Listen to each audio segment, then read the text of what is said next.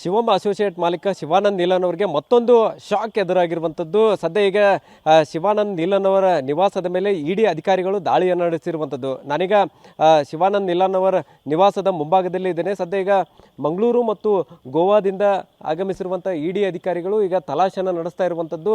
ಸದ್ಯ ಸಾವಿರಾರು ಕೋಟಿ ರೂಪಾಯಿ ವಂಚನೆ ಆರೋಪದಲ್ಲಿ ಈ ಒಂದು ಪ್ರಕರಣಕ್ಕೆ ಸಂಬಂಧಪಟ್ಟಂತೆ ಮಾಳಮಾರ್ತಿಯಲ್ಲಿ ಮೇ 15ರಂದು ಪ್ರಕರಣ ದಾಖಲಾಗುತ್ತೆ. ಅದಾದ ಬಳಿಕ ಈ ಒಂದು ಕೇಸ್ಗೆ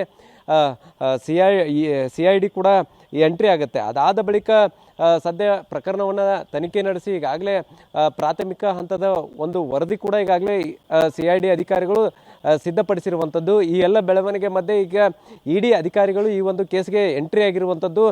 ಒಂದು ಕಡೆ ಶಿವಬಸವನಗರದಲ್ಲಿರುವಂಥ ನಿವಾಸ, ಮತ್ತೊಂದು ಕಡೆ ಹುಕ್ಕೇರಿ ತಾಲೂಕಿನ ಬಡಕುಂದ್ರಿಯಲ್ಲಿರುವಂತಹ ಮನೆ, ಅದರ ಜೊತೆಗೆ A2 ಆರೋಪಿ, ಈ ಒಂದು ಪ್ರಕರಣದ A2 ಆರೋಪಿಯಾಗಿರುವಂತಹ ಸುಭಾಷ್ ಮನೆ ಮೇಲೂ ಕೂಡ ಈಗಾಗಲೇ ದಾಳಿಯಾಗಿರುವಂಥದ್ದು. ಒಟ್ಟು 3 ಕಡೆ ದಾಳಿಯನ್ನು ನಡೆಸಿ ಈಗಾಗಲೇ ಅಧಿಕಾರಿಗಳು ತಲಾಶೆಯನ್ನು ನಡೆಸ್ತಾ ಇರುವಂಥದ್ದು.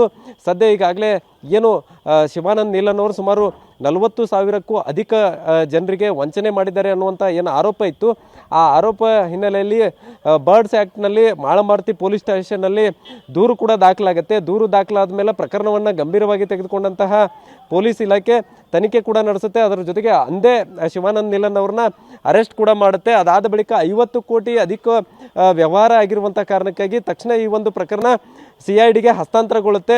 CID ಅಧಿಕಾರಿಗಳು ಕೂಡ ಈಗಾಗಲೇ ತನಿಖೆಯನ್ನು ನಡೆಸ್ತಾ ಇರುವಂಥದ್ದು. ಈ ಎಲ್ಲ ಬೆಳವಣಿಗೆ ಮಧ್ಯೆ ಈಗ ಇವತ್ತು ಇಡಿ ಅಧಿಕಾರಿಗಳು ಈ ಒಂದು ಪ್ರಕರಣವನ್ನು ಕೈಗೆತ್ತಿಕೊಂಡಿರುವಂಥದ್ದು. ಯಾಕಂತಂದರೆ ಒಂದಲ್ಲ ಎರಡಲ್ಲ ಸುಮಾರು 40,000ಕ್ಕೂ ಅಧಿಕ ಜನರು ಈ ಒಂದು ಶಿವಮ್ ಅಸೋಸಿಯೇಟ್ ಕಂಪ್ನಿಯಲ್ಲಿ ಹೂಡಿಕೆಯನ್ನು ಮಾಡಿದ್ದಾರೆ ಅನ್ನುವಂಥದ್ದು ಕೂಡ ಪ್ರಾಥಮಿಕ ತನಿಖೆಯಲ್ಲಿ ಬಹಿರಂಗವಾಗಿರುವಂಥದ್ದು. ಮತ್ತು ಸಾವಿರಾರು ಕೋಟಿ ರೂಪಾಯಿ ಇಲ್ಲಿ ಅವ್ಯವಹಾರ ಆಗಿದೆ ಅನ್ನುವಂಥದ್ದು ಕೂಡ ಮೇಲ್ನೋಟಕ್ಕೆ ಕಂಡು ಬಂದಿರುವಂಥ ಕಾರಣಕ್ಕಾಗಿ ಸದ್ಯ ಈಗ ಈ ಒಂದು ಪ್ರಕರಣವನ್ನು ಇಡಿ ಅಧಿಕಾರಿಗಳು ಕೈಗೆತ್ತಿಕೊಳ್ಳೋದರ ಜೊತೆಗೆ ಬೆಳಗ್ಗೆಯಿಂದಲೂ ಕೂಡ ಈಗಾಗಲೇ ಶಿವಾನಂದ್ ನೀಲನ್ ಅವರು ಹಾಗೂ ಅವರ ಪತ್ನಿಯನ್ನು ವಿಚಾರಣೆಯನ್ನು ನಡೆಸ್ತಾ ಇರುವಂಥದ್ದು. ಮತ್ತೊಂದು ಕಡೆ ಪಾರ್ಟ್ನರ್ ಸುಭಾಷ್ ಮನೆ ಮೇಲೂ ಕೂಡ ಏನು ದಾಳಿಯಾಗಿದೆ, ಅಲ್ಲೂ ಕೂಡ ತಲಾಶೆಯನ್ನು ನಡೆಸ್ತಾ ಇದ್ದಾರೆ, ವಿಚಾರಣೆಯನ್ನು ಮಾಡ್ತಾ ಇರುವಂಥದ್ದು ಮತ್ತು ಮಾಹಿತಿಯನ್ನು ಪಡೆದುಕೊಳ್ತಾ ಇರುವಂಥದ್ದು. ಯಾವ ರೀತಿಯಾಗಿ ಇಲ್ಲಿ ಹೂಡಿಕೆಯನ್ನು ಮಾಡಿಕೊಳ್ಳಲಾಗುತ್ತೆ ಮತ್ತು ಯಾವುದೇ ಅನುಮತಿ ಇಲ್ಲದೆ ಇಷ್ಟು ದೊಡ್ಡ ಪ್ರಮಾಣದಲ್ಲಿ ಹಣವನ್ನು ಹೇಗೆ ಸಂಗ್ರಹಿಸಲಾಗಿತ್ತು ಮತ್ತು ಆ ಹೂಡಿಕೆ ಮಾಡಿಕೊಂಡಂಥ ಹಣವನ್ನು ಎಲ್ಲಿ ವೆಚ್ಚ ಮಾಡಲಾಗಿತ್ತು ಅನ್ನುವಂಥ ನಿಟ್ಟಿನಲ್ಲೂ ಕೂಡ ಸಾಕಷ್ಟು ಪ್ರಶ್ನೆಗಳನ್ನು ಕೇಳ್ತಾ ಇರುವಂಥದ್ದು ಮತ್ತು ಇದಕ್ಕೆ